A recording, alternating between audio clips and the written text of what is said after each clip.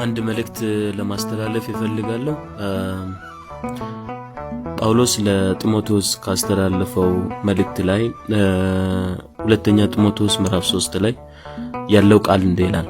እንግዲህ እንደምናየው በሽታ፣ ሞት፣ የተለያዩ የተፈጥሮ አደጋዎች፣ የሰው ልጅ የፍቅር መቀዝቀዝ፣ ግጭቶች፣ ሰው በሰው ላይ መነሳት፣ አባት በልጁ ላይ፣ ልጅ በአባቱ ላይ እና አለመታዘዝም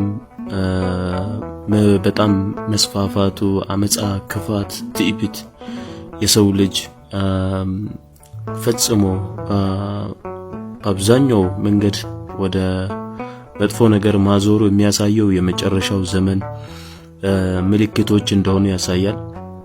እና ጳውሎስ እዚህ ላይ ለልጁ ለጢሞቴዎስ ያስተላለፈውን መልእክት እናያለን። ለምን ይላል? ነገር ግን በመጨረሻው ቀን የሚያስጨንቅ ዘመን እንዲመጣ ይህንን ይወቅ።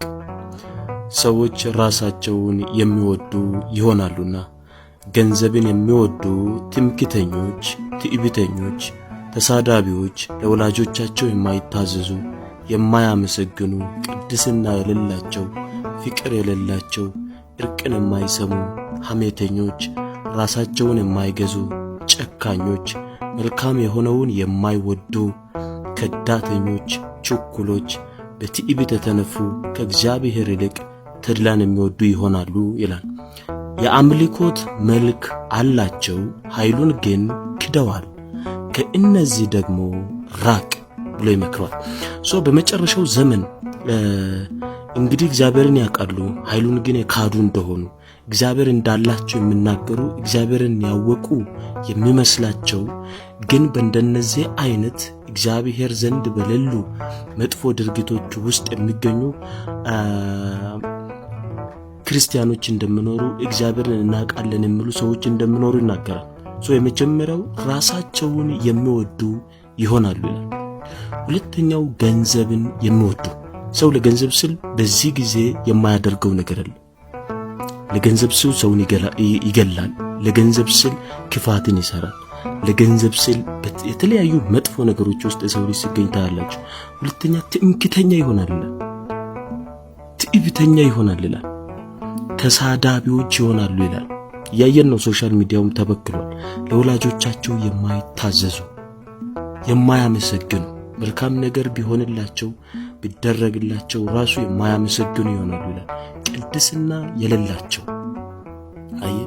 በቅድስና ውስጥ ቅድስናን የሚለማመዱ የእግዚአብሔር ልጅ የእግዚአብሔር ክብር የሆነውን ኢየሱስ ክርስቶስን ለመምሰል የሚያድጉ ሳይሆኑ ቅድስና የሌላቸው ይሆናሉ ይላል። ፍቅር የሌላቸው ይሆናሉ።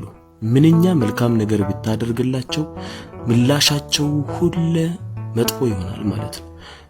ፍቅር የሌላቸው ይሆናሉ። እርቅንም የማይሰሙ ይሆናሉ።